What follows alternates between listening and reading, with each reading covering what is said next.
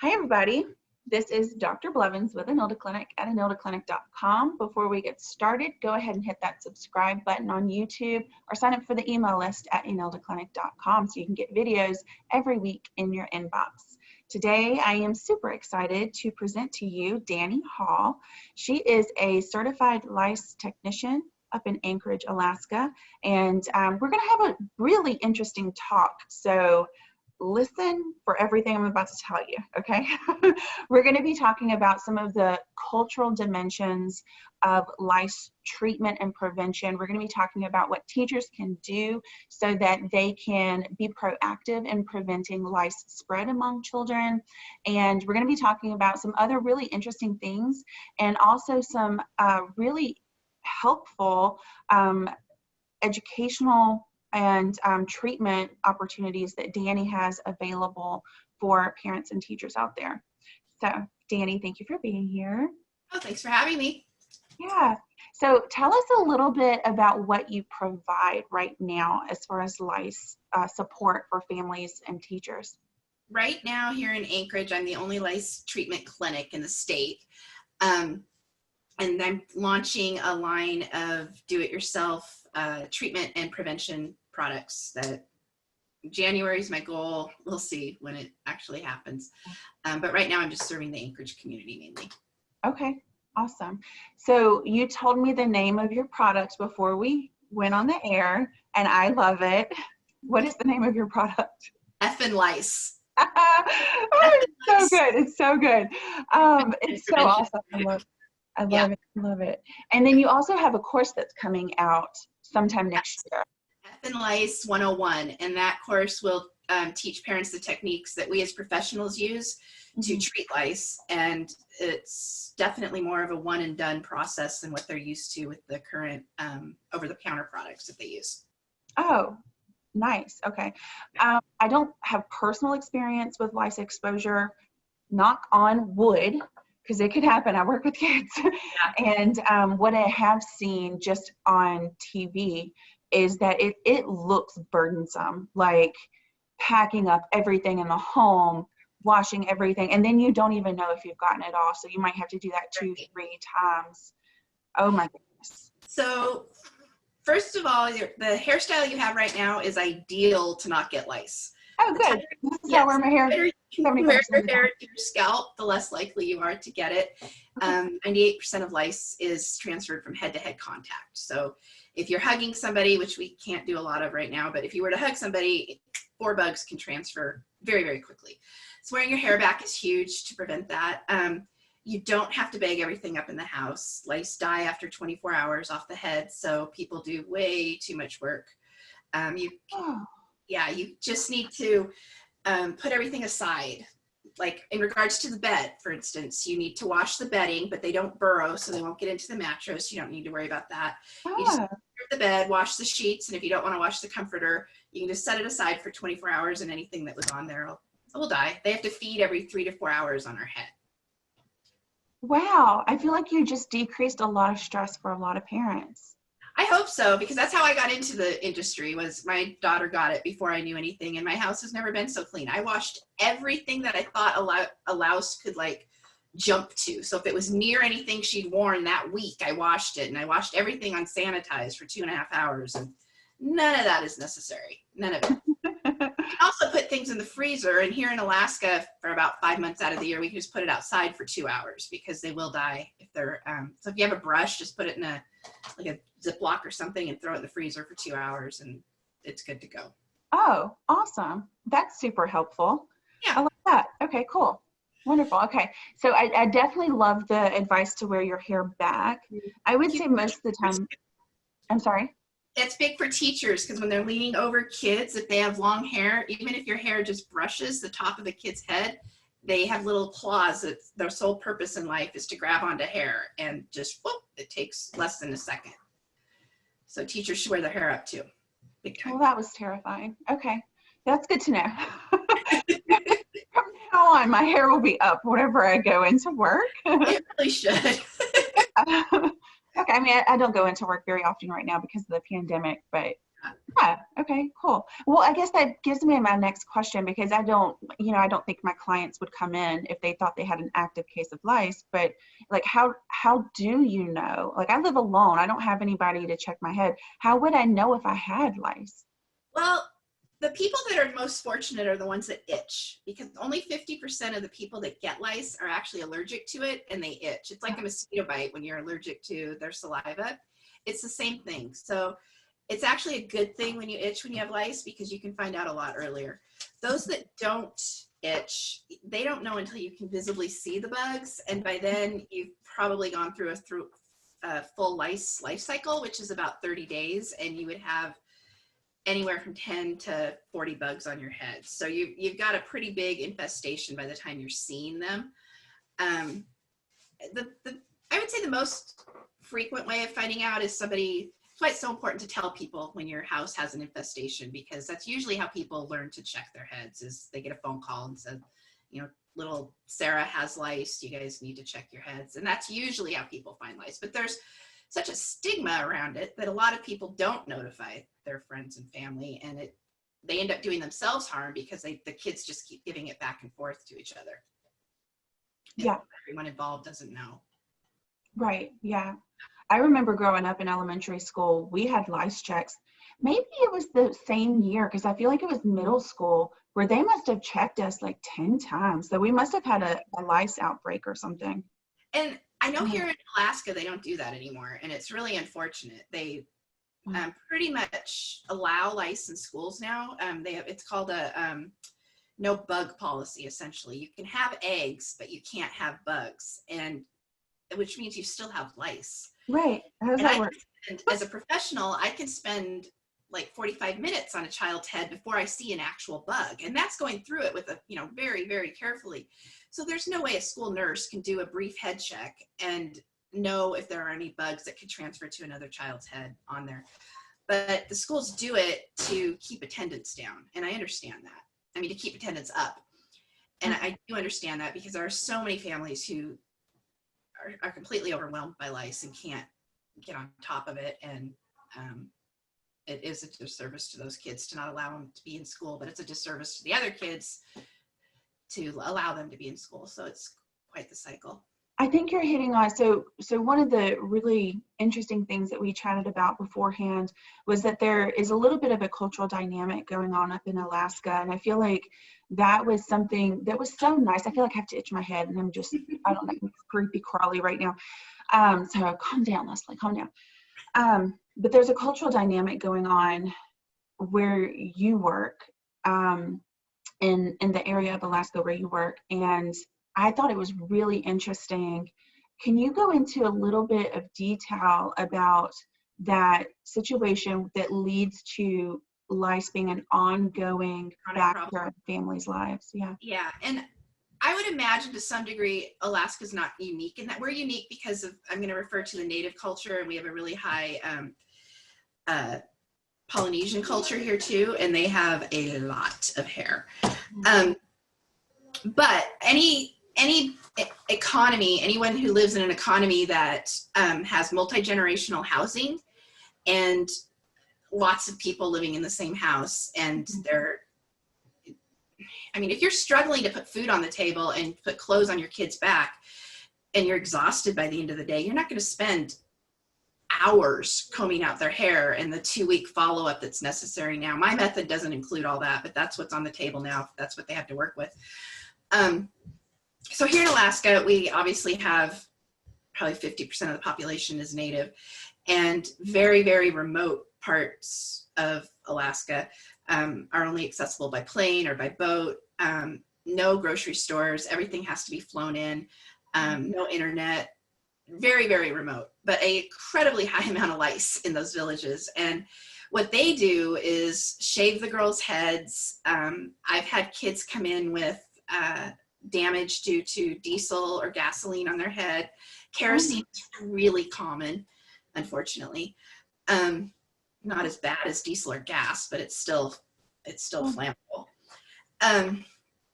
So that part is unique to Alaska. That's because they don't have access to anything else, and they're just frustrated. And you've got plus they are dealing with bed bugs like crazy too. So and these are all one room houses that maybe eight people live in. They're on blocks, so they're above the so the pipes don't freeze. They have everything's insulated underneath, and they're just one room little boxes with the kitchen, the beds, everything's in it, and multi-generations of houses live in it. And they're So I want to just pause and make sure it's really, really clear that using kerosene, gas, or diesel is not effective and not safe. right. Well, Right. not safe. Not safe. Unfortunately, it does work.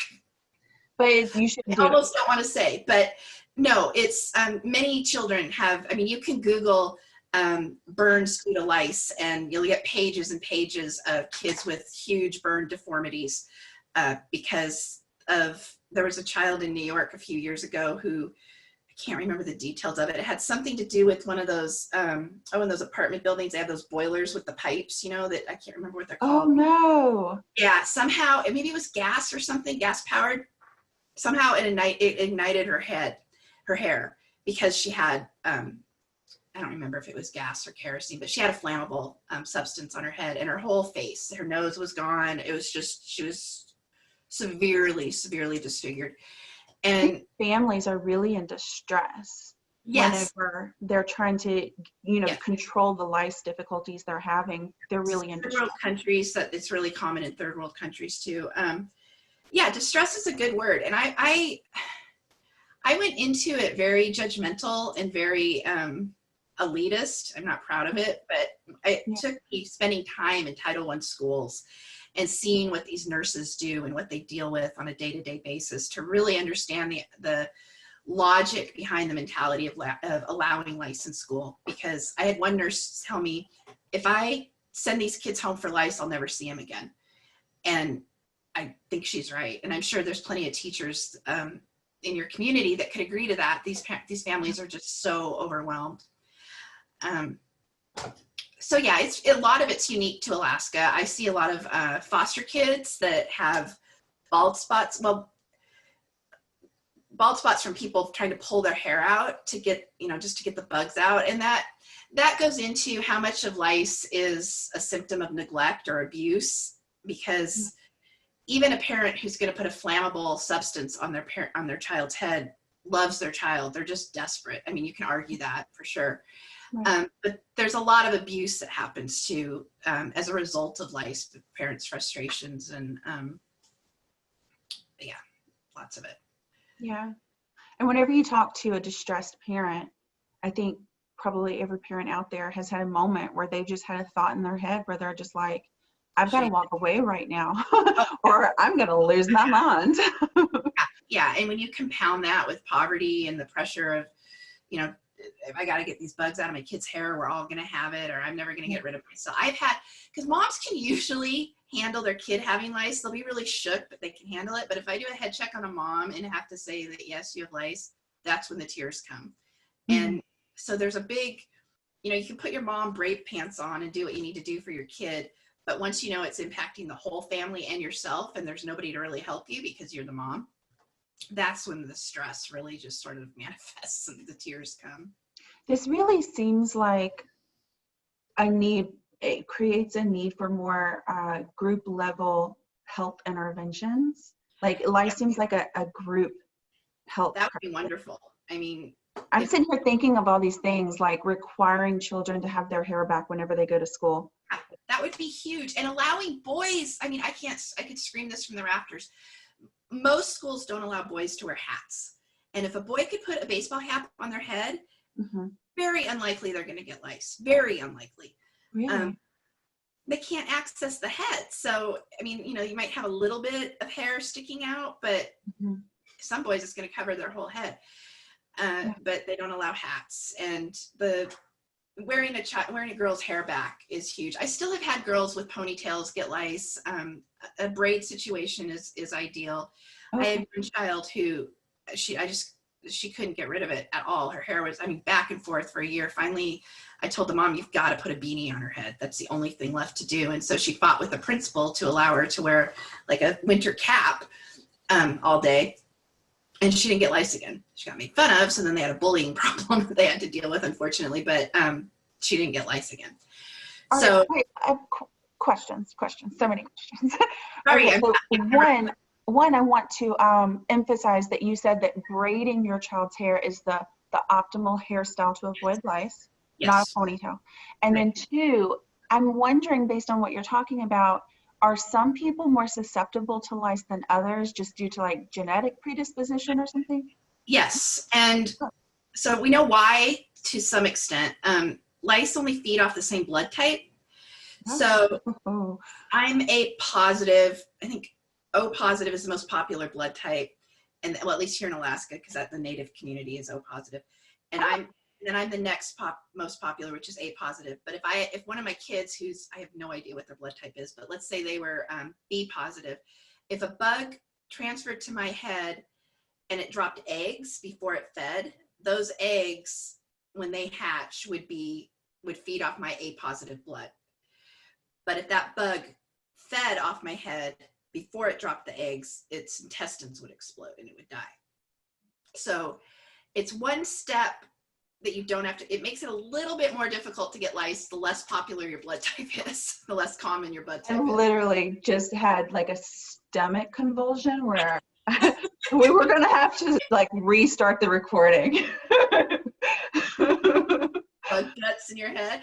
Oh my gosh. It's not like that the bug doesn't explode, just it's not, I can't make it sound good. No, you can't. You really can't. This is a topic where I'm just going to have to do some deep belly breaths and get through it. Okay.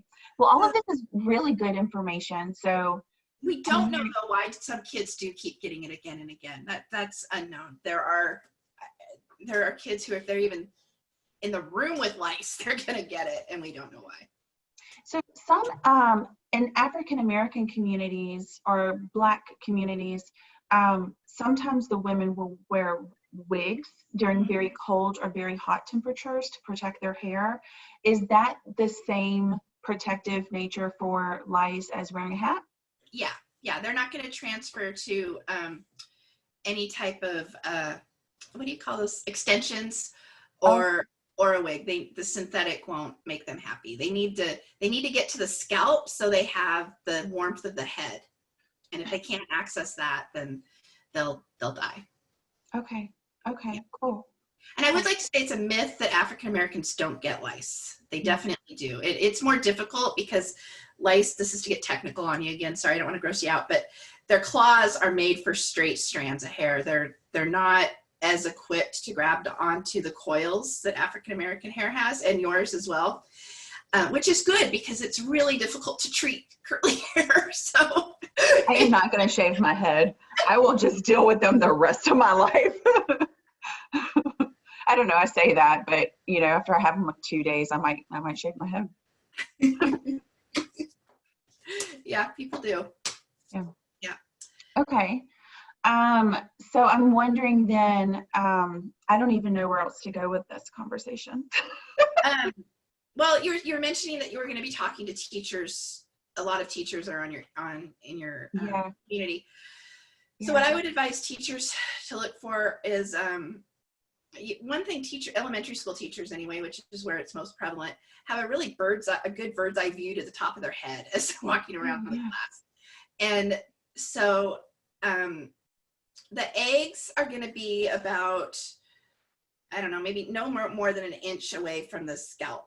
They really need the warmth of the head. So they're like right on the scalp practically. And they're white and they're teardrop shape. I'm sure most teachers have seen what lice eggs look like. And then if you see one bug, there's guaranteed to be more. If it's visible, they stay under the hair. They're all about being warm and dropping eggs. They drop 5 to 10 eggs a day. And so they just want to be warm and they want to be close to the blood source. So if you actually see one on the outside, that kid has a lot more than one bug. If for whatever reason you're not able, some schools have a policy where they've already been there all day, so they let the child finish the day off. Get a hat on the kid.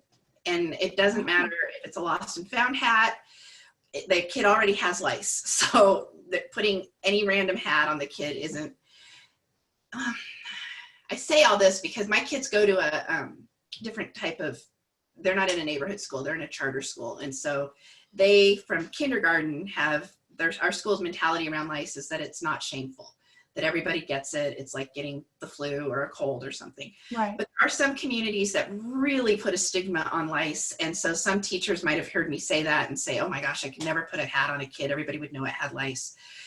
And to that, I argue it's try to destigmatize it, because it is so common now. I mean, I used to use the word epidemic, but now I don't because we're in a pandemic.